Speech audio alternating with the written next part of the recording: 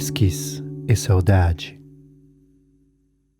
L'esquisse, ce sont les premières étapes et jets de nos projets futurs. Ce qui nous représente malgré nous inspire et nous anime, les prémices des promesses que l'on se fait à soi-même. La saudade, c'est ce sentiment de mélancolie et de regret réaliste qui nous dirige pourtant à toute épreuve vers de l'espoir et l'idée d'un bonheur certain. Difficile à expliquer, peut-être une définition biaisée. Saudade, ce mot portugais définit une émotion qui peut sembler remplie de mystère pour nous non-lusophones, mais c'est aussi la démarche de cette émission, la compréhension d'autrui, un cheminement, un travail et les souvenirs, ce qui fait ce que l'on est. Esquisse et saudade, deux mots qui n'ont rien à voir, mais que l'on va essayer de se faire compléter au nom de l'inspiration. Sur ce podcast, moi, Jordan, j'essaierai de trouver des personnalités en train d'esquisser leurs projets afin de discuter de leur art et d'œuvres et histoires qui les représentent. Eh bien, mesdames et messieurs, les auditeurs, auditrices, cela faisait bien longtemps qu'on ne s'était pas retrouvés dans Esquisse et saudade. Bon, j'ai fait une pause qui a été due à plusieurs choses, un déménagement, un nouveau travail, bref, une vie un peu chamboulée, mais j'avais toujours pour projet de faire de nouvelles émissions avec des personnalités différentes, mais toujours aussi intéressantes. J'espère que les précédentes émissions vous ont plu. Mais en tout cas, aujourd'hui, j'ai le plaisir d'inviter une amie que j'ai depuis combien de temps déjà? À peu près 2 ans, à peu près, qu'on se connaît en vrai? À peu près 2 ans, mais même avant ça, c'était pas une Effectivement, amitié à ce moment-là. c'est ça. Donc, Sophie, Oui, bienvenue dans le podcast. merci. Est-ce que tu veux te présenter brièvement, peut-être? Oui, OK. Donc oui, je m'appelle Sophie, je suis anglaise, donc tu vas entendre ça avec mon accent et j'ai déménagé là, à Montpellier, il y a 1 an, mais j'étais assistante d'anglais ici avant. Je travaille dans le marketing, donc je m'habitue de faire des vidéos, mais de faire un podcast, c'est la première fois. Donc, on va voir comment ça va C'est son marcher. bizutage, c'est vraiment le baptême du feu pour elle. Mais ça va aller, j'en suis sûr, j'en suis convaincu. Non, ce qui est drôle, c'est que, certains me connaissent à travers le podcast. Bon, j'ai toujours été un peu voyageur, j'ai toujours aimé un peu les langues. Nous, on s'est rencontrés avant de se rencontrer en vrai, à travers les réseaux sociaux. C'est ça, grâce à Instagram, je crois, non? C'est vraiment des rencontres genre du 21e siècle. C'est sûr. Alors, je sais plus exactement comment ça s'était passé. Ok. C'est toi Moi, qui je peux m'as... raconter si tu Vas-y, veux. raconte. Ok, je me souviens parce que c'est une mémoire très claire pour moi. Donc, j'étais là comme assistante d'anglais, quand je disais, en 2017. Et j'étais là avec mes amis, les autres assistantes, et on voulait chercher les comptes Instagram pour vraiment voir les Montpelliérains, tu vois. Comme ça, on pensait on va avoir des recommandations authentiques des locales qui sont là. Donc, on a suivi un compte qui s'appelle Montpellier Now, qui est assez connu, je crois. Je crois que c'était ce compte-là, non? Ouais, sûrement. Et ce compte a partagé une de tes photos. Et donc, on a vu, OK, donc c'est quelqu'un qui est Montpelliérain. C'était écrit peut-être, je viens de Montpellier, quelque chose comme ça. Et j'ai vu beaucoup de photos de Montpellier et ses alentours. Et donc, on se disait, OK, donc c'est lui, on va le suivre. Et comme ça, on aurait des bonnes adresses pour les restos, pour les bars, tout ça. Et de suite, je crois, tu nous as suivis tous. C'est marrant, ouais. C'est marrant parce que, en plus, à cette époque-là, j'étais un peu à Montpellier, mais j'étais aussi un peu à Paris. Je revenais des États-Unis, donc... mais c'est vrai que j'ai toujours posté des photos Des belles photos Voilà, aussi. merci, c'est gentil. Des photos de ma ville. Et en fait, j'avais même oublié que Montpellier Now avait genre repartagé une de mes photos. Et C'est grâce à Montpellier Now, en fait. ouais, Donc, c'est vrai. merci. C'est vrai, merci au compte Montpellier Now. Ouais, en fait, moi, je vous avais tous suivi, comme, un peu comme une blague. Genre, en plus, vous avez fait un compte Instagram commun, si je dis pas de bêtises. Oui, ah ouais, Qui était assez losing our drôle. English. Ouais. Ouais, qu'on a fait des bêtises en anglais parce qu'on a parlé en français pendant toute l'année. Donc, c'était les moments quand il y avait des mots un peu bizarres. Mais c'est vrai qu'en plus, de toute façon, moi, je revenais des États-Unis parce que c'était en 2017, je crois, qu'on a commencé à se suivre. Et j'avais envie de retrouver un peu le côté anglophone à Montpellier, que j'avais déjà un peu, mais bon, il se trouve que Montpellier, c'est une ville qui bouge beaucoup. Il y a des gens qui emménagent, qui déménagent. Parfois, ils sont juste là de manière temporaire, un peu comme toi au début. Et j'avais envie de retrouver des gens qui parlaient anglais. Donc, Mhm. c'était aussi logique que je commence à vous suivre également. C'est Et drôle parce que pour moi, je voulais avoir ce moment-là vraiment un ami français de Montpellier, donc bah c'était voilà. idéal.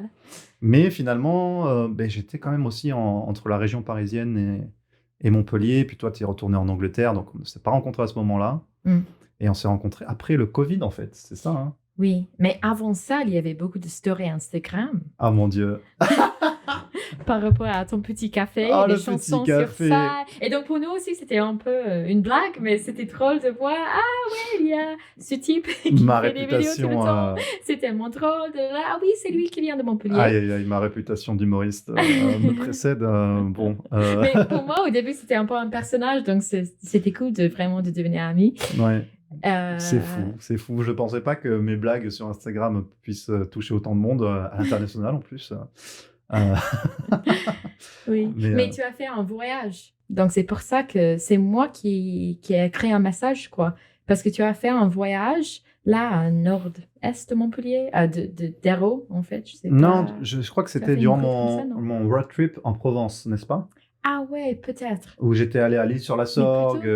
Ah ouais. et ça, Garde aussi. Non, dans c'était le, pas là. à Gordes, à Gordes. Ah, Gordes, ok. Tu sais, c'était un village, je sais pas si tu y es Non, je allé crois pas. d'ailleurs. Île sur la Sorgue, Oui, on l'île a sur la fait. Sorgue, Et le Colorado provençal, peut-être? non, on n'a pas fait ça parce que c'était un peu trop loin. Ouais. Mais ouais, c'était grâce à ces photos. Ouais, c'est Donc, vrai. tu as partagé ces photos-là. Et je voulais faire un road trip moi-même avec mes amis pour le retour de Montpellier en 2019. Et donc, j'ai demandé, j'ai dit, est-ce qu'il y a des recommandations spécifiques? Je me souviens, le message que tu m'as envoyé, tu as dit, si tu es motivé, tu peux faire ça, ça, ça, ça, ça. Et donc, pour moi, c'était, OK, c'est quelqu'un qui sait, tu vois, la région, qui connaît la région. Donc, Ouais. euh, Ah, mais c'est et moi, génial. j'ai partagé un story quand j'étais là en septembre. Et tu as, tu as fait un coucou. Ah Tu oui, as c'est dit, vrai. ah, t'es là. C'est ton retour à Montpellier. Oui, Et c'est j'étais vrai. toute seule. Je connaissais personne à ce moment-là. Et donc, j'ai dit, est-ce que tu as des recommandations pour un resto? Et on a dit, on va prendre un verre. Ouais, c'est vrai. C'était super cool. Ouais. C'était en 2021. Ouais. Waouh, le temps passe vite, hein. Bon, je sais, j'ai pas de mots. Comme quoi, je crois que c'est ma première vraie amitié où je connaissais pas la personne d'avant. Je l'ai connue sur Instagram, tu vois. Ouais, moi aussi. Je pense vraiment, hein, parce que même aux États-Unis, j'ai pas eu vraiment de Instagram friends. C'était plutôt des amis qui connaissaient des amis, ou alors au hasard dans la vie, dans les études ou dans le travail. Donc assez intéressant, comme quoi, parfois les médias sociaux Ouais. peuvent, voilà, nous. Tu penses qu'on aurait rencontré quand même si On se serait rencontrés Ouais, on au se serait Shakespeare, rencontrés. probablement. Ouais, peut-être. Ou à Panacée, peut-être. Voilà, pas Panacée. assez. Ouais, c'est vrai, c'est vrai. Bon, ce sont des lieux bon, qu'on côtoie à Montpellier, qui sont des lieux très cosmopolites. Ça parle plusieurs langues, avec Ouais. des gens qui viennent d'un peu partout. Donc ouais, je pense qu'on se serait quand même croisés, Mhm. c'est sûr, mais ouais. Et d'autant plus que, comme Montpellier is a small world, est un petit Mhm. monde, j'avais une amie qui était en contact avec une de tes amies d'ailleurs. Ah ouais. Céline. Ouais. J'avais une amie qui s'appelle Céline. Alisa, que tu ne connais pas du tout, Non. mais qui était en contact avec Céline. Ouais. Donc c'est vraiment encore une Ah. fois small world. Enfin bref, c'était assez Et les deux incroyable. n'habitent plus à Montpellier, c'est ça? Bah non. À Céline, aux États-Unis. donc. Ouais, ouais.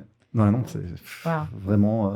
Je l'avais déjà mentionné dans le podcast avec Fabrice. Vraiment, Montpellier était vraiment un petit monde, mais je pense que c'est le cas dans beaucoup de villes qui bougent en France, hein. Je pense que tu prends une ville moyenne française. Bon, évidemment, on ne parle pas des villes énormes comme Paris, Lyon, Marseille. Là, vraiment, c'est sûr. Mais je pense que des villes de taille moyenne, je pense comme, je sais pas, Toulouse, peut-être, Nantes, Ouais. Rennes. J'imagine qu'il doit y avoir quand même beaucoup de. Voilà, un peu de. Après, ce qui est intéressant avec Montpellier, c'est que c'est le soleil, Ouais. le côté méditerranéen. Et c'est là où je fais un petit peu la transition.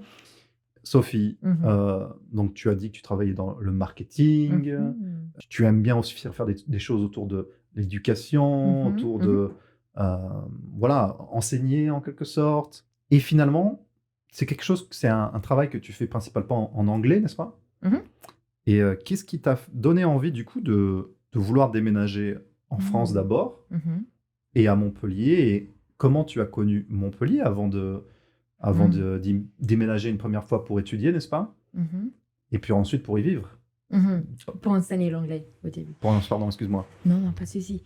Donc, oui, bonne question. Pourquoi j'ai déménagé? Donc, je pense que je voulais toujours déménager à un autre pays pour avoir une autre expérience quand j'étais jeune. Et aussi, quand j'étais jeune, j'ai pas mal voyagé en France. Pendant les vacances de l'été, j'étais toujours là. Mais dans les villes, pas les villes importantes, pas les grandes villes comme ça, les petits villages au milieu de nulle part. Mais je voulais toujours déménager en France, vraiment juste pour parler en français, parce que c'est une langue qui m'intéresse et j'aime bien découvrir les nouvelles cultures. Donc, je fais ça même avec mon travail. Tu vois, j'enseigne l'anglais, mais aussi la culture anglaise. Bien sûr. Aux étudiants chinois par les réseaux sociaux.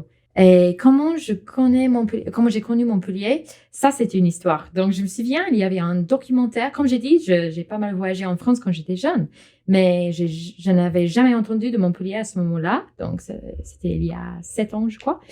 Et il y avait un documentaire sur la télé de la loi du travail. Wow. Et j'ai regardé, je sais pas pourquoi, mais j'ai regardé avec ma mère. Il y avait une petite partie sur Montpellier. Et je me souviens, c'était là, juste en face de Monoprix, à la place de la Comédie. Et j'étais surprise parce que je connaissais pas Montpellier. Je pensais, waouh, mais c'est une ville, ça a l'air très dynamique, c'est joli, c'est dans le sud. Et donc, après, j'ai fait un peu de recherche parce que je voulais faire une année à l'étranger parce que j'étais déjà là dans ma deuxième année de mes études universitaires en français et en histoire. Donc, je savais qu'il fallait aller en France l'année prochaine. Et donc, j'ai fait un peu de recherche et j'ai trouvé un article et c'était marqué Montpellier, le trésor caché de la France. Waouh, le trésor caché, c'est tellement maintenant, poétique. Maintenant, c'est plus un trésor caché. Je ne sais pas si c'est caché maintenant, comme il y a beaucoup de touristes comme moi. Et oui, donc ça m'a intéressée. Et le mois prochain, je crois, j'ai fait un voyage ici pour mon anniversaire. Ouais, ok. J'ai adoré. C'est génial, c'est génial. C'est marrant parce que tu as dit le terme touriste. Tu te sens encore comme une touriste ou... Non, pas trop. Ouais. Ah non, mais j'ai pas encore mon titre de séjour. Non, mais ça, c'est pas... C'est vrai que maintenant, là, je suis officiellement Ouais. une touriste. Non. Mais même au début, quand j'étais là pour la première fois, je me sentais tellement à ma place à Montpellier. Ouais. Je sais pas pourquoi, mais vraiment, le premier moment d'être là, je suis restée dans un appartement juste à côté de la place de la Comédie. Et je me souviens, j'étais là comme waouh, mais jamais j'ai eu ce sentiment. Et c'est vraiment d'être chez moi. C'est génial, c'est génial. Et ça reste maintenant, ça continue. Tu dis que tu te sens chez toi. Et c'est super intéressant parce que de toute façon, Montpellier est une ville qui est une ville. Moi, j'ai toujours dit, j'utilise le terme bâtard, qui est un mot bâtard en soi, donc c'est pas très joli. Mais c'est parce que c'est une ville qui a tellement évolué rapidement, qui est tellement dynamique et qui accueille des gens qui viennent de partout en France ou même dans le monde, un peu comme toi. Et c'est pour ça que ça m'étonne pas que tu te sentes chez toi, puisque on est un peu comme dans un petit Babylone. Et c'est ça qui est intéressant à propos de cette ville, quoi. Est-ce que tu t'es retrouvé, selon toi, dans une ville du sud de la France ou quelque chose... Comment tu décrirais Montpellier pour toi, en fait? Bonne question. C'est dynamique, et ça, c'est le mot que tu utilises tout le temps. C'est dynamique, c'est une ville dynamique. Mais c'est vrai parce que ça change tout le temps. Et par exemple, quand je sors de chez moi, il y a toujours... J'ai l'impression qu'il y a toujours un nouveau bar, un nouveau restaurant, des nouveaux gens à rencontrer. Et quoi d'autre? Comment je vais décrire Montpellier? Il y a beaucoup de soleil, c'est vrai qu'il y a... C'est quoi? Et en termes de population, par exemple, est-ce que tu te sens... Est-ce que c'est les gens qui t'entourent font que tu te sens aussi à l'aise ou Oui, je crois. Je me souviens, encore une fois, la première fois que j'étais là, il y avait tout le monde tellement souriant, sympa, qui voulait m'aider. Et, tu vois, c'était les inconnus. Mais je dirais qu'il y a vraiment une communauté assez forte à Montpellier. C'est très facile à faire des amis à Montpellier. Et ça m'arrive pas, en Angleterre, c'est pas que moi, tu vois, c'est vraiment là à Montpellier. Quand, pour moi, c'est tellement, si je parle avec quelqu'un dans un bar, on va devenir amis, juste comme ça. Ouais. Et ça m'arrive très souvent à Montpellier. Même pas juste la communauté internationale. Aussi, les Français, c'est comme toi. C'est vrai. Tu fais partie de cette communauté-là, mais tu vois, c'est... J'ai un peu le pied entre les deux. Ouais. Et je crois que c'est aussi grâce au soleil, en fait, que tout le monde se sent un peu plus à l'aise. Et Tu penses il y a un côté bénéfique du bien soleil sûr, sur les ouais. gens C'est pour ça, en fait, que j'ai déménagé. C'est vraiment... C'est J'ai pour le pas dit ça, soleil. mais c'est pour ça, Hmm, d'abord. intéressant. Tu sais qu'à Miami, c'est une ville très ensoleillée aux États-Unis. Il y a beaucoup de serial killers là-bas. Ouais, tout le monde est déprimé, c'est vrai? Ok, oui, ça marche Mais, pas comme mais ça. non, non, en fait, je plaisante, je dis ça, mais c'est parce que j'aimais bien la série Dexter.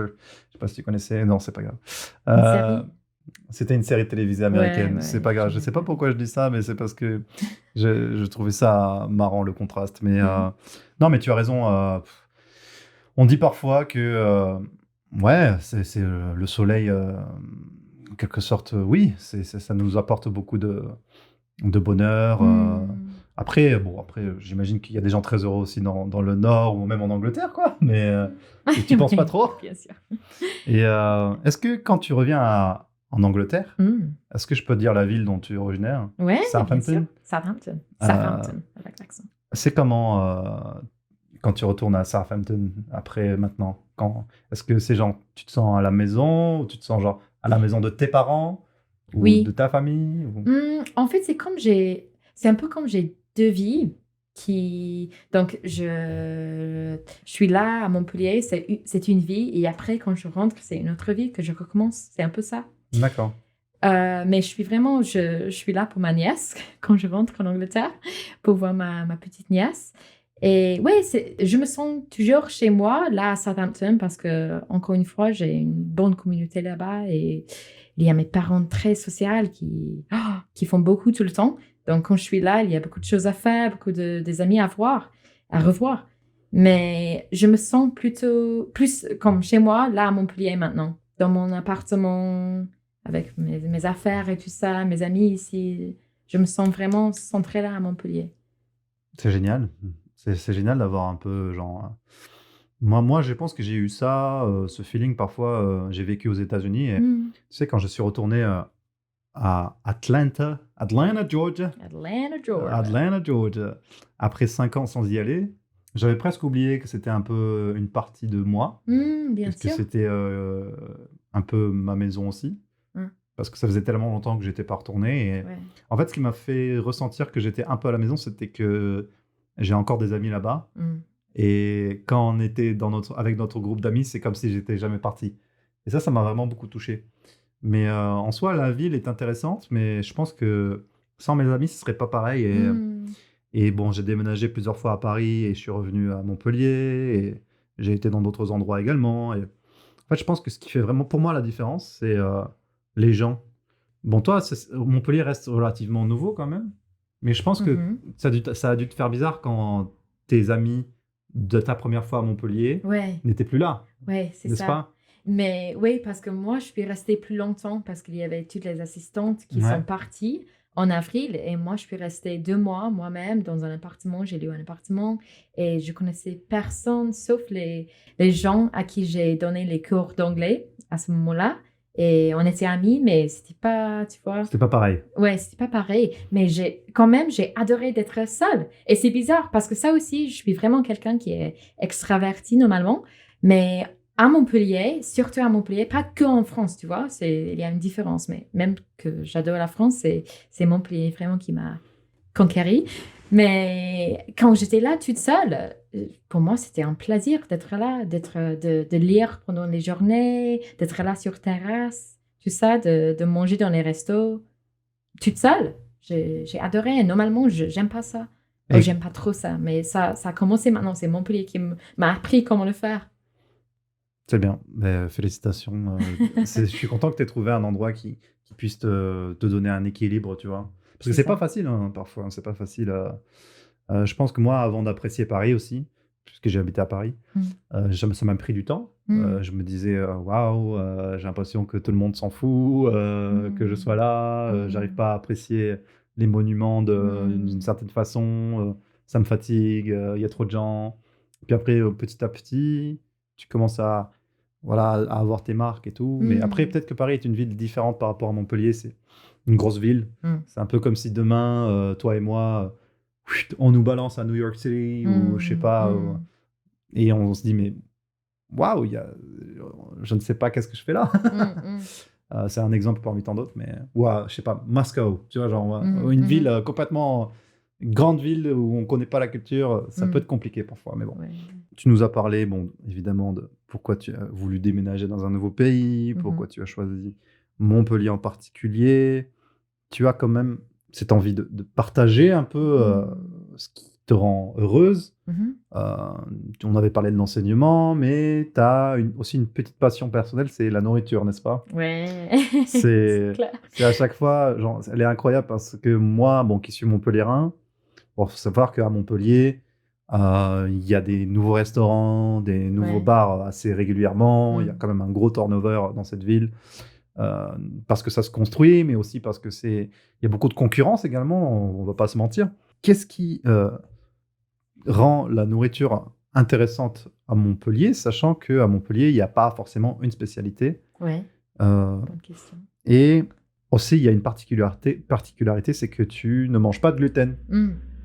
Et comment tu as réussi à trouver un peu ton équilibre entre les bonnes adresses et aussi un peu une sorte de handicap que tu as donc, pour la première question, c'est comme je cherche toujours la spécialité de Montpellier parce que je demande aux gens tout le temps, est-ce qu'il n'y a pas une spécialité de Montpellier? Et je crois qu'il y a un biscuit qui s'appelle grisette. C'est un bonbon. Ouais, c'est un bonbon, les grisettes de Montpellier, ouais. Mais du coup, il contient du gluten, donc je ne peux pas tester. Ouais, et c'est un bonbon, et je crois que la pochette du bonbon, c'est le château d'eau du Pérou. Si je dis pas de bêtises. Cool. Hein. Mais après, c'est juste un bonbon sucré, quoi. C'est pas exceptionnel. Mais je ne les ai jamais vus, en fait. Je crois que tu peux en voir régulièrement, notamment à Gilbert Joseph. Je crois, je suis pas sûr. Je vais voir la prochaine fois. Mais oui, donc la nourriture, c'est vrai que ça m'intéresse beaucoup. Et ce qui m'intéresse, je sais pas à Montpellier, mais la gastronomie française, tu vois, c'est tellement ancré dans l'identité nationale, l'identité française. Et pour moi, le truc qui me plaît le plus, c'est vraiment de découvrir une culture, mais à travers la nourriture. Et de voir la relation entre quelqu'un et sa nourriture. C'est vraiment ça. C'est pas que les ingrédients, la science un peu de comment cuisiner. Ça, déjà, j'aime bien cuisiner, donc c'est pas que ça m'intéresse pas, mais c'est vraiment la relation que quelqu'un a avec un repas qui a été partagé à travers les générations ou qui signifie quelque chose de spécial. C'est ça. Mais c'est vrai que pour moi, ça peut être un peu difficile des fois, comme j'ai la maladie cœliaque, donc je ne peux pas manger le gluten. Mais pour moi, ça n'a jamais été en fait un handicap parce que ça me pousse d'explorer les nouvelles adresses tout le temps. Tu vois, parce que je veux jamais rater ou louper une boulangerie sans gluten quand je voyage, par exemple. Donc, parce que j'étais pas toujours cœliaque, donc c'est une maladie qui peut être déclenchée. Mais je me souviens, au début, c'était tellement difficile parce qu'il n'y avait pas, à ce moment, il faut savoir qu'à ce moment-là, il n'y avait pas beaucoup de repas sans gluten. C'était difficile à manger dans les restos, tout ça. Mais donc, avant de faire un voyage, chaque fois, j'ai fait beaucoup de recherches pour voir est-ce qu'il y a des bonnes adresses sans gluten. Et parfois, il faut vraiment, tu peux pas aller dans les restos très connus. Il faut trouver un resto très authentique. Donc, c'est ça qui a un peu commencé ma passion pour la nourriture et pour voir la relation de quelqu'un avec la nourriture authentique ou locale, tu vois. C'est super intéressant. Ouais. Et là, à Montpellier, mais comme c'est une ville étudiante, il y a pas mal d'adresses sans gluten. Donc, c'est pas difficile à trouver. C'est fou parce que quand j'étais étudiant à Montpellier il y a 10 ans, nous, déjà, j'avais des collègues qui étaient végétariens. C'est pas exactement pareil. Ouais. Mais ils avaient beaucoup de mal à trouver des restaurants où il y avait aussi des repas végétariens qui étaient bons.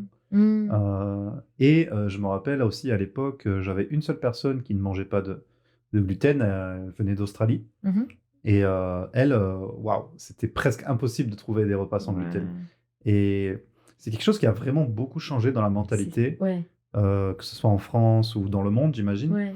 Euh, les gens sont beaucoup, enfin, les restaurateurs, les cuisiniers sont beaucoup plus ouverts genre, aux préférences des gens qui évoluent, hein, tout simplement. Il y a aussi Ouais. un marché, hein. Ouais. Moi, par exemple, je mange de la viande, je n'ai aucun souci avec le gluten, mais euh, il m'arrive de manger des repas 100% végétariens parce que je ne mange pas tout le temps de la viande ou du Mhm. poisson, quoi. Mhm. Et j'adore quand c'est Mm. que des légumes, quoi. Donc ouais, c'est super intéressant de voir l'évolution et en fait, je trouve ça génial que à travers euh, ce petit détail que Mm. tu as, le fait que tu ne puisses pas manger de gluten, en fait, ça t'a poussé à comprendre un peu la psychologie des gens avec la Mm. nourriture, n'est-ce pas? Ouais, ouais, C'est c'est vrai, c'est un peu ça. Parce qu'on aurait pensé que ça va être une limite, par exemple, de ne pas manger gluten. Mais au final, ça m'a aidé d'explorer les cuisines bien sûr. et de cuisiner moi-même. Par exemple, avec les plats chinois, les plats asiatiques, il y a Mhm. beaucoup de sauce soja et ça contient du gluten. Et c'est triste parce que c'est une de mes cuisines préférées, la cuisine chinoise. Mais comme ça, je cuisine chez moi, chinois, tout le temps. Hmm. C'est génial, tu as fait un peu comme une sorte de...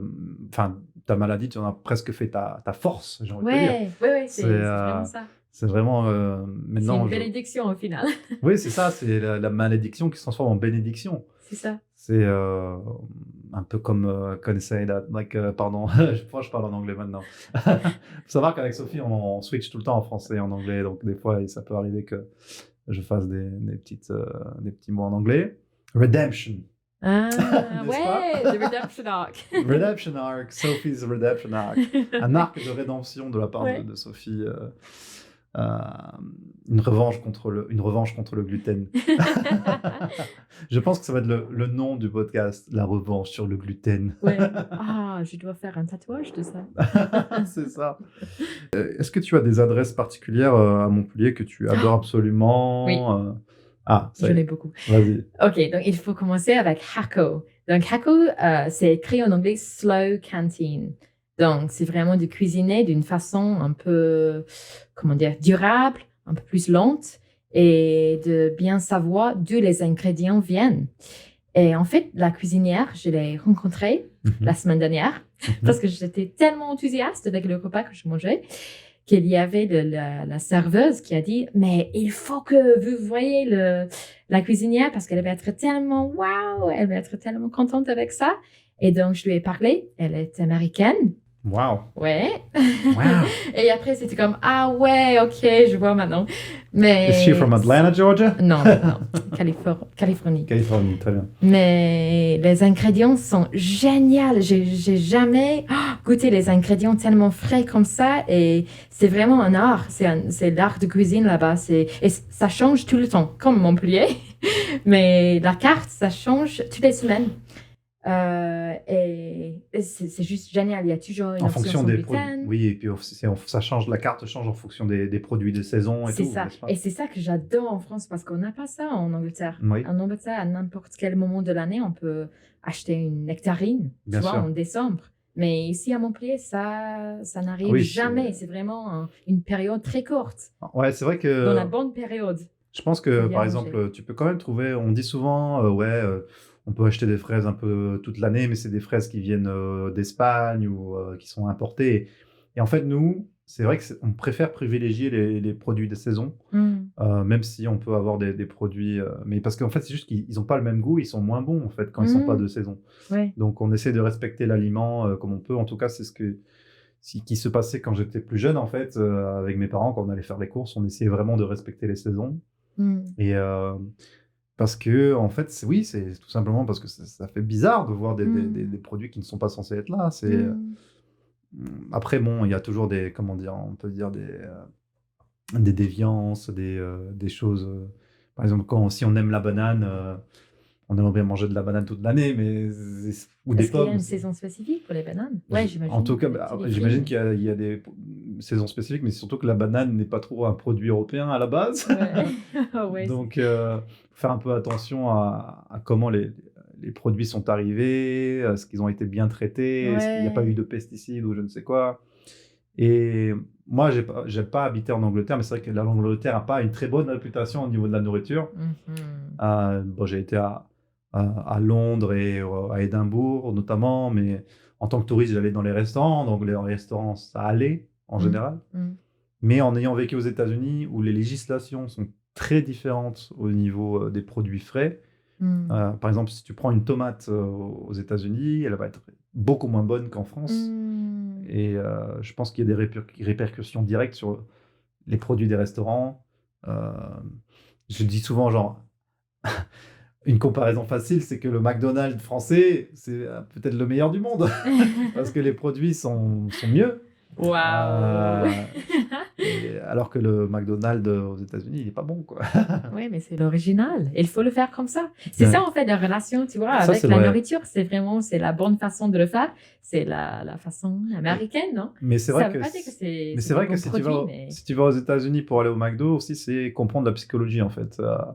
Donc, c'est aussi une expérience sociale, ça, c'est c'est sûr. ça. Ouais. C'est sûr. Mais bon. Bon, après, il n'y a pas que McDo aux États-Unis, hein. Il y a des très très bons restaurants. Ouais. La preuve, c'est Il que faut la le dire. cuisinière, notamment, elle venait de Disclaimer. Californie, la cuisinière de Haco. Ouais. Donc, bon, c'est un peu des clichés, mais c'est aussi comprendre un peu la psychologie de chaque pays et Ouais. comment ça fonctionne, quoi. Ouais. Et donc, Haco, tu sais quoi en plus? Ça fait longtemps que je dois y aller, je ne suis pas allé. Donc, je te promets, la semaine prochaine, j'y vais. Ouais. Ok, je vais venir avec toi. Avec plaisir. Et du coup, donc il y a des produits aussi sans gluten à Haco, tu disais? C'est ça. Donc, il y a toujours une option végétarienne sans gluten. Donc, si tu veux végétarien, à ce moment-là, Pourquoi pas? fais-le. Pourquoi pas? Et après Haco, tu as d'autres adresses peut-être? Oui, donc Taquito aussi. Donc Taquito, je ne sais pas ce que c'est en fait, mais il y a des épices ou une sauce très spécifique de Taquito. Et aussi, encore une fois, je connais maintenant l'homme qui gère le resto. Et c'est un peu poulet jerk, c'est un peu ça, avec du riz, avec des légumes, encore une fois, des légumes de saison, tout ça. Et c'est du riz avec, du poulet et des légumes et une sauce. Mais c'est vraiment, encore une fois, magnifique. Et ça se trouve sur la rue du Bras de Fer. Donc, tu vois, avec des... Ah oui, je vois. Oui, qui est une rue vraiment très connue de Montpellier, un peu Instagram Street, la rue d'Instagram. Mais tu sais quoi, tu me donnes envie de manger là. Ouais, parce qu'il est 20h en plus. Je viens de manger, mais maintenant... Mais bon, c'est vrai que ça ouvre l'appétit. Tu as déjà donné 2 adresses. Est-ce que tu as une dernière peut-être adresse à donner? Comme ça, on en fait jamais 203. Ok, oui, je vais réfléchir. Attends. Ok, donc par exemple, il y a, comment ça s'appelle? Restaurant La Place, je crois que ça s'appelle comme ça. Ça, c'est un resto français. Donc, c'est un peu un bistrot, je crois. Ouais. C'est un peu plus cher. Donc, j'étais là pour mon anniversaire l'année dernière. Et ça, j'ai pris un filet de porc, je crois, quelque chose comme ça. Et c'était magnifique. C'était tellement la texture. C'était le meilleur que j'ai jamais. Génial. Bah, écoute, déjà, on a déjà 3 bonnes adresses. Des fois, en fait... C'est une place très jolie. Aussi. Oui, évidemment. Il y a aussi l'endroit qui fait... il y a le restaurant, mais aussi l'endroit qui fait le charme du restaurant. Vous savez, moi, j'adore manger, mais j'ai pas tendance à aller dans un restaurant tout seul. Et c'est pour ça qu'à chaque fois, quand beaucoup de gens me demandent quel est ton restaurant préféré, je ne sais pas trop, parce que je vais pas trop au restaurant. Mais c'est pour ça que j'ai des gens comme Sophie qui sont là pour me conseiller, ce qui est bizarre pour un local, puisque moi, je suis né à Montpellier, elle y habite depuis à peine 2 ans maintenant. Donc voilà, comme quoi. Mais est-ce que moi j'ai une adresse à vous donner au niveau des restaurants? Moi, l'année dernière, j'avais bien aimé un restaurant qui s'appelait Oden. Je ne sais pas si tu connais. Il y a beaucoup de plats végétariens à la carte, mais c'est surtout en fait pareil que Haco. En fait, ils travaillent avec des produits de saison, ils travaillent avec des producteurs locaux. On a des cuisiniers, si je ne dis pas de bêtises, un peu internationaux, et ils font des super smoothies. Oui, et les salades aussi. Ouais. Moi, je recrée une salade de là-bas tout le temps maintenant, avec de la mangue et des feta et tout ça. C'est génial. Ouais, c'est super bon et c'est super frais. Il y a des smoothie bowls aussi. Ouais, c'est ça. Et vraiment, je recommande ça. Et la semaine dernière, je mangeais asiatique, j'ai mangé à Mikado. C'était pas mal. On a mangé des ramen et c'était correct. Faut savoir que j'adore cette phrase. c'était correct. C'est correct. Mais en vérité, il y a vraiment plein d'endroits à Montpellier où on peut manger. Il y a Ouais. aussi, on peut parler aussi des endroits pour bruncher. Il y a quand même beaucoup d'endroits pour Mhm. bruncher à Montpellier. Bon, il y en a qui me viennent à l'esprit. Bon, il y a évidemment le Bonobo. Amazon. Ouais, il y a Amazon. Il y a quoi? Nina Café, je crois, ils font des brunchs. Ouais. Napoleon Dynamite. Je Napoleon crois. Dynamite. Je suis jamais allée, J'ai mais une je amie qui connais. travaille là-bas, moi. Mm. On a fait notre formation de barista Mm. ensemble.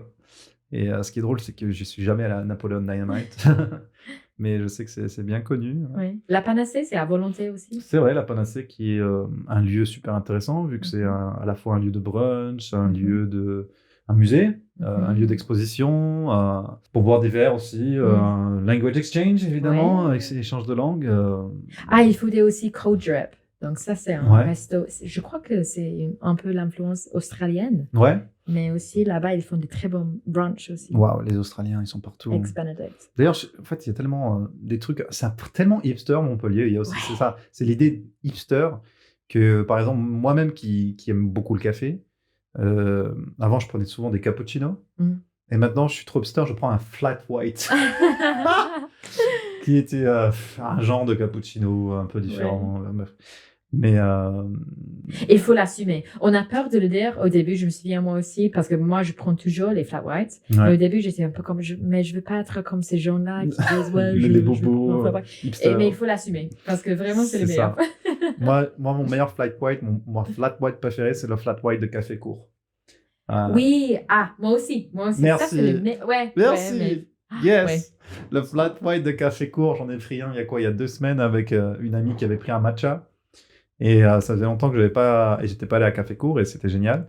Et bon, sinon, après, pour nos adresses pour le café, bon, on peut rapidement dire ADN Café, Iconca, si je dis pas de bêtises. Iconca, oui. Coffee Club. Coffee Club. Et Bonobo, encore une fois. Bonobo, Delice Coffee, je sais pas si tu le connais, celui-là, il est oui. en haut de la rue du Bras de Fer, si je dis pas de bêtises. Oui, c'est ça. C'est ça. Mais même moi, par exemple, j'aime bien aussi prendre les cafés crème, tu vois, en allongé, en espresso. Parce que je sais qu'il y en a ceux qui sont un peu trop café, tu vois, un peu. C'est vrai. Moi, je prends que des, je sais pas, V-Drip, Flat White, quelque chose comme ça. Ouais. Mais pour moi, encore une fois, pour bien comprendre la culture d'un pays, il faut aussi avoir les boissons normales. Bien sûr. Un café crème. J'adore faire ça le matin quand il y a un vieil homme avec son petit déjeuner et en train de lire un journal. J'adore ça. Ouais. Petit. Avec son petit café, jus d'orange pressé. Et j'adore être là avec. Oui, parce que ça, c'est vrai que, en fait, quand j'étais gamin, avant de comprendre un peu ce que c'était les différentes variétés de café et tout, moi, j'avais l'image de l'expresso, en fait. Je suis très, très expresso. Même mettre du lait dans mon café, c'était pas naturel pendant très, très, très longtemps. Et ouais, l'expresso avec juste un croissant en terrasse, pour moi, c'était la base, quoi. C'était la base française, quoi. Oui, donc en fait, pour donner les adresses françaises, Café Solo et Georges Café. Oui, très bon. Café Solo, c'est très, très bon aussi. Georges Café, je ne connais pas, par contre. Mais, rue de la Loge. À tester.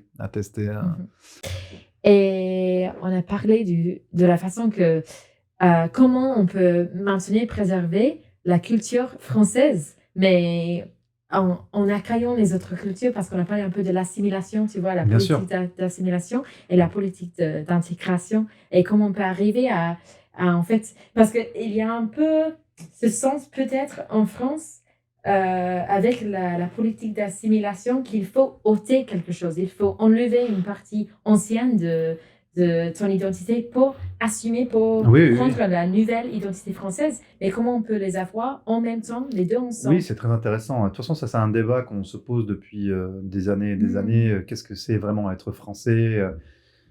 Tu sais, moi, je suis d'origine espagnole. Vraiment, moi, quand mes arrière-grands-parents ont déménagé en France, ils n'ont pas inculqué la langue espagnole. Ils ont, je pense, donné le choix. Ou peut-être pas, en fait, j'en ai aucune idée. Peut-être qu'ils ont dit non, pas d'espagnol. Franchement, je sais pas, mais ça m'étonnerait pas qu'ils aient fait ça pour pouvoir essayer de s'intégrer au maximum parce qu'ils avaient peur aussi. Mais je pense que ça, c'est des peurs qui ont un peu disparu de nos jours avec l'Internet, tu vois. Vraiment, qui peut m'empêcher de parler anglais ou espagnol avec des gens sur Internet, tu vois. Donc, il n'y a plus de barrière, en quelque sorte. Ouais. L'assimilation, l'idée d'assimilation, c'est plus ce que c'était, quoi. Il n'y a plus cette peur de... Il faut être franco-français. Je pense que ça ne veut presque plus rien dire d'être franco-français. Je pense que j'ai pas envie de dire des clichés tels qu'on est des citoyens du monde, mais presque, quoi. Moi, je pense qu'est-ce qui fait une identité française? Je pense que c'est essayer de préserver un peu nos trésors de notre pays, tu vois, que ce soit au niveau de notre histoire. Le prix d'une baguette. Le prix d'une baguette. Bon, et encore, la baguette doit évoluer aussi.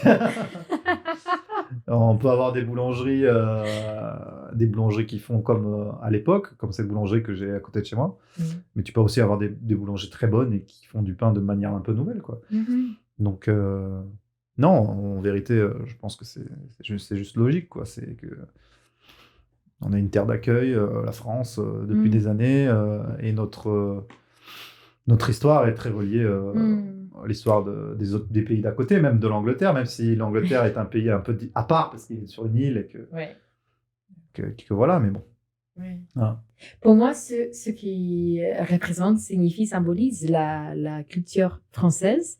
Je dirais que c'est l'art du cinéma, l'art de l'art de la cuisine. Tu vois, et c'est aussi, c'est un peu cliché, mais la joie de vivre ou de prendre le plaisir de vivre, tu vois, dans quelque chose. C'est vraiment, ça existe en France beaucoup plus qu'en Angleterre. Ouais, je vois. Déjà, alors, soit une idée de savoir-faire, déjà. Ouais. Et la façon spécifique de faire quelque chose. Ouais, un savoir-faire et finalement aussi profiter de ce savoir-faire tel que... Ouais, prendre du plaisir à faire un bon pain. Et d'être conscient du plaisir, tu vois, de dire, ok, c'est comme même par exemple à table. Et c'est vraiment la discussion change beaucoup quand on mange ensemble pour le repas le dîner. C'est vrai. Pour nous, ça peut sembler normal, mais en fait, c'est pas normal dans certains pays, dans certaines cultures. Hein. Je suis d'accord. Même une fois, j'avais accueilli un Chinois chez moi. Et il pensait que avant de manger, on priait. Et ça peut arriver dans certaines familles, j'imagine, mais même si mes parents sont catholiques, moi je suis pas catholique et on n'a jamais prié à table, donc c'est bizarre. Enfin, c'est intéressant d'avoir parfois des personnes extérieures pour nous donner un peu. Enfin, les choses qu'on pense logiques ou normales ne sont pas forcément normales pour tout le monde, quoi. Je dirais aux États-Unis, j'imagine que ça arrive un peu plus, mais... Oui, c'est vrai qu'aux États-Unis, moi j'ai été dans des familles où ils priaient déjà. Et à ce moment-là, je ne savais pas quoi faire. Est-ce que je fais est-ce que je prie? Non, je ne veux pas prier parce que de toute façon, je ne sais pas trop en fait comment ça marche. Donc j'ai laissé faire et puis voilà, quoi. C'est intéressant que tu penses que les Français ont la joie de vivre alors qu'ils adorent les grèves. Ils adorent se plaindre. Mais c'est peut-être juste... c'est... Comment dire? C'est le plaisir de faire quelque chose, de même de savoir d'où vient ton ingrédient spécifique. Ça, c'est vrai qu'ils peuvent être assez fiers et je pense qu'ils s'en rendent pas compte en fait. Et je pense que les Français sont assez fiers de beaucoup de choses. Quand ils aiment quelque chose, ils l'aiment vraiment à cœur, ils sont passionnés. Ouais, et les manifestations sont pour ça en fait, pour préserver un droit du plaisir normalement. Quelque chose qui te donne oui, bien sûr. C'est sûr fait pas ça, donc t'es personne comme... un peu en dilettante, un peu whatever, un peu... Ouais, c'est ça. Et comme s'ils pensaient qu'ils n'avaient pas de pouvoir alors qu'ils en ont. Ouais, tandis qu'ici, on est conscient de ce qu'on a et on veut ça c'est vrai que c'est un peu notre côté passion. On est des gens passionnés, sûrement. On est des gens passionnés et parfois la passion, ça fait faire des folies, hein, soyons honnêtes. C'est pas toujours très très bien, parce qu'il faut savoir rester contrôlé de temps en temps. Mais c'est vrai que là, je pense que je comprends tout à fait ce que tu veux dire. Je pense que la plupart du temps, on est des gens très passionnés. Et quand ça marche, c'est exceptionnel. Et quand ça marche pas, ça peut être très violent, quoi.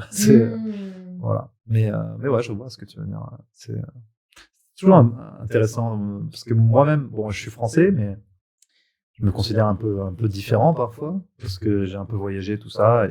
Tu es un citoyen du monde. Ouais. Et c'est ça que j'adore avec toi, c'est que tu es tellement français, c'est vraiment waouh, mais c'est quelqu'un qui est français, tu vois. Ouais. Tout ce que tu aimes et tu aimes faire et tout ça, J'aime c'est bien lire mon livre et boire un verre de vin en c'est terrasse. ça. Et j'adore ça aussi.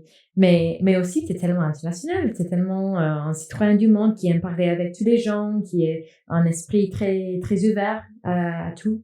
Et parce qu'il y a cette fierté nationale qui existe dans les pays, mais ça peut amener à quelque chose un peu, tu vois, une force un peu, je sais pas, Négative. négative, exactement. Tandis que il existe aussi une fierté. Comment avoir encore une fois, c'est la même question. Comment avoir une fierté d'être français ou d'être, tu vois, n'importe quelle Ouais. nationalité, mais sans dire ah mais avec ça je suis supérieur aux autres. Tu Ouais, vois, c'est vrai, c'est vrai. Ça, c'est vrai, ça. Même, Mais la fierté, ça peut être une force unifiante. Donc c'est vraiment, je pense qu'il y a une partie de la réponse. Je dis pas que j'ai toute la réponse, mais une partie de la réponse, c'est faire le maximum pour comprendre l'autre et communiquer, quoi. Communiquer, même si on parle pas la même langue, on peut communiquer de manière différente. Ça peut communiquer avec des gestes, communiquer avec des Ouais. Et c'est ça écrits. que tu fais avec ton travail? Un peu, Quelquefois, non? oui, bien sûr, on peut essayer de communiquer avec des dessins, on peut essayer de communiquer de plein de manières différentes avec des attentions. Voilà, par exemple, on va aider quelqu'un, même s'il comprend pas les mots, il comprend qu'on a essayé de l'aider. Et donc voilà, je pense qu'il faut essayer juste d'être tolérant, quoi. Voilà, je pense que c'est un beau message pour Mais c'est finir. pas que tolérance, c'est ça. C'est pas que tolérance, c'est aussi d'essayer d'accueillir quelqu'un et de Oui, faire un point en commun avec quelqu'un, de partager une oui, c'est vrai, c'est expérience. vrai. C'est pas juste la tolérance, parce que quand on parle de tolérance, c'est un peu, on fait le minimum. Mais c'est pas que ça, tu C'est vois. vrai. C'est pas que C'est ça, vrai, c'est ça. d'avoir un esprit ouvert à Oui, c'est quelqu'un ça, et c'est d'essayer de. tolérance, communication, partage. Voilà. C'est ça. Et même si c'est pas forcément facile au début. C'est, voilà. Voilà. Je trouve que c'est pas mal pour finir l'idée du podcast. Ouais, franchement, je me demandais aussi si tu avais en quelque sorte une œuvre artistique que tu voudrais partager, un coup de cœur. Genre, est-ce que tu as un livre de ta vie ou un film de ta vie ou une chanson de ta vie, un album Bonne question, il faut que je réfléchisse. Ça va être vraiment le livre préféré de. Oui, bien sûr. Ouais, mais je dirais il y a donc c'est une espèce de bande dessinée en fait, et ça parle de l'histoire de la guerre vietnamienne.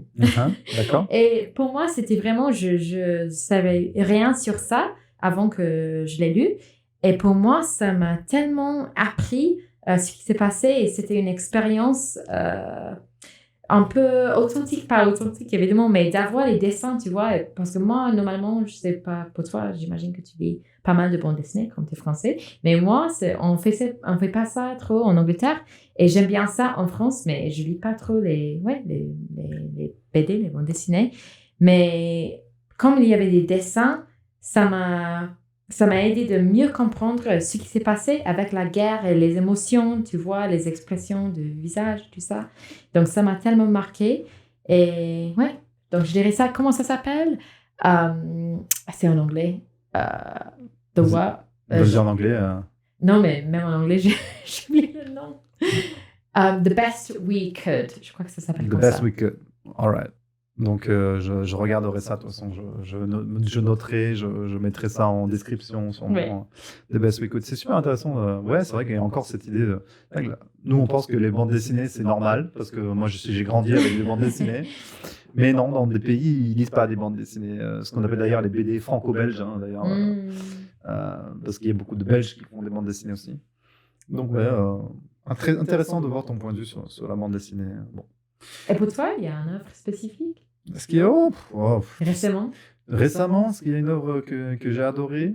Oui, il y a plein de films que j'adore. Mais par exemple, j'ai vu le film Babylon Ok. de mince, j'ai un brain fart. Moi aussi, à fond. Damien Chazelle. Ok. Babylon de Damien Chazelle. C'est c'est sur l'histoire du cinéma, en gros, du passage du muet au parlant à Hollywood, mais avec la patte de Damien Chazelle, avec tout ce qui est histoire du cinéma, mais l'histoire un peu cachée qu'on n'imagine plus, le spectacle de foire, le spectacle de cirque, un peu horrible. Et ça montre un peu le côté négatif du début du cinéma et comment c'est devenu un peu quelque chose un peu bobo à travers ses racines un peu difficiles. Et en fait, au final, le muet, tu avais aussi quand même un côté... tout le monde comprend le muet parce que c'est des gestes. Et les gestes, c'est assez international, tu vois. Mais c'est plus assez accessible à tout le monde. Ouais, c'est ça. Donc, par exemple, manger, tu fais le geste, j'ai envie de manger. Et tout de suite, quand ça devient parlant, finalement, tu restreins un peu ton public, quoi. Et il y a cette idée de, OK, c'est une avancée technologique, mais c'est aussi un peu une régression au niveau de la perception du public. Et c'est un super film, super bien fait, super bien mis en scène. La musique est géniale. Ouais. Ça parle ça s'appelle Babylone et ça parle un petit peu, parce que ça regroupe, le cinéma regroupe tout le monde ensemble, quoi. Ouais. Et donc ça t'arrive de regarder les films muets de temps en temps? Alors, moi j'adore les films muets, parce que je les trouve très très beaux en général. Ouais. Très émouvants parce qu'ils arrivent à faire passer beaucoup de messages, juste avec soit des intertitres, tu sais, ces moments où ils racontent l'histoire entre les images. Ah ouais. Et puis même juste un visage ou une image vaut 1000 mots parfois. Mais en même temps, ça reste ouvert à l'interprétation, non? Bien sûr. Il n'y a pas des paroles, des mots et comme ça. Après, si, tu as quand même notre propre histoire. T'as quand même un minimum de contexte puisque tu as les intertitres. Ouais. Et qui sont traduits dans plusieurs langues. Tu sais, tu as l'image, puis après, hop, le personnage pense ça. Ouais. Et puis l'autre image. Mais oui, en soi, c'est très lié à sa propre interprétation. Et tu as raison. Est-ce qu'il y a des nouveaux films maintenant qui sont faits maintenant, qui sont muets ou non? Pas vraiment, mais... Il faut commencer, non? Non, mais en vérité, oui, il y a eu des tentatives, mais c'est souvent des hommages aux films de l'époque. Je pense notamment à The Artist. Ouais. Qui est un film qui a eu des Oscars en 2012. C'est un film français sur le cinéma hollywoodien et on a gagné tous les Oscars. Jean Dujardin a gagné l'Oscar de meilleur acteur. Je résume globalement, c'est résumé rapidement. Mais autrement... Non, après, il y a toujours des réalisateurs qui sont très visuels dans la façon dont ils filment. Et c'est ça qui est génial, c'est que... tu as des réalisateurs, ça touche plus de gens parce que la façon dont ils filment, la mise en scène est différente et beaucoup plus percutante. Donc après, ça se joue sur des détails. Mais c'est vrai que de nos jours, faire des films muets, je pense qu'il y en a qui le font, mais ils ne sont pas mis en avant, quoi. Voilà, c'est ça qui est... Un nouveau projet, peut-être? Pourquoi pas un nouveau projet. Bon, en tout cas, merci Sophie d'être passée sur le podcast Esquisse et Sodage. Merci à toi. J'espère que tu as apprécié ce moment. Oui. Je pense que tu auras d'autres occasions de faire ce genre d'interview, de podcast, parce que tu as beaucoup de choses à dire. C'était un plaisir de t'entendre parler de la nourriture. C'est arrivé tellement naturellement. Et puis peut-être, on se retrouvera aussi peut-être un jour pour enregistrer une version en anglais de ce podcast. This time I will have to speak in English. I mean, to be honest, I'm sure it's going to be all right, but it's just, a little bit like you, in this moment. Like, of course, you speak well enough. Yeah, but then when the microphone is in your face, you're like, I know I'm going to make mistakes, so then you just make them. But then you just have to own them. Exactly.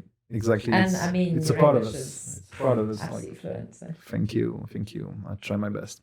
À bientôt tout le monde et on se quitte en musique. À bientôt pour un nouveau numéro de Esquisse et Sodade.